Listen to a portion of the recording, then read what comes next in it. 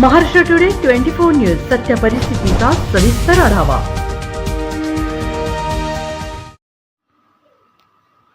पैशाची मागणी करत जबर मारहाण करून जीवे मारण्याची धमकी।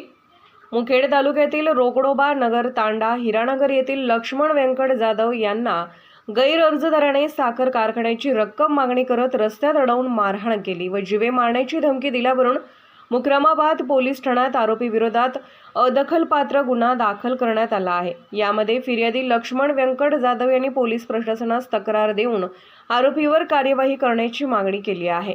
महाराष्ट्र टुडे मराठीसाठी प्रतिनिधी बालाजी साधू, मुखेड, नांदेड।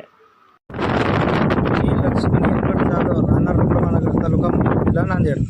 मी अग्रीमेंटसाठी हातराळहून मी जात असताना कारमध्ये बसून जात असताना पंढरी व्यंकटराव इंगळे यांनी मला गाडीमधून उतरून मारहाण केली।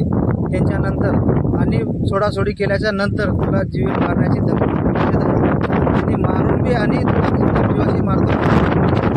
पोलीस स्टेशनला गेले त्या का? पोलीस स्टेशनला गेले त्या पोलीस स्टेशनला अर्ज आहे आपल्यापाशी दाखवा। आपल्यापाशी अर्ज आहे, चौकीला गेल्या एफआर पडलेला आहे। तरी आपल्याला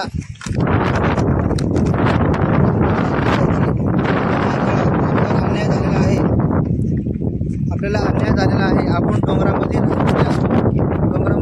एकटे राहत होत्या। आपले टू व्हीलर दुसऱ्याच्या घरासमोर सोडून मी गेलो, तर ते टू व्हीलर माझ्या मेहनाची मी वापरत असताना त्यांनी गाडी घेऊन त्यांच्या घरात ओढून नेऊन आले आहेत। आता आपल्यापाशी नाही, आपल्यापाशी फक्त एक चाबी आहे। चाबी नसताना गाडी बंद होऊन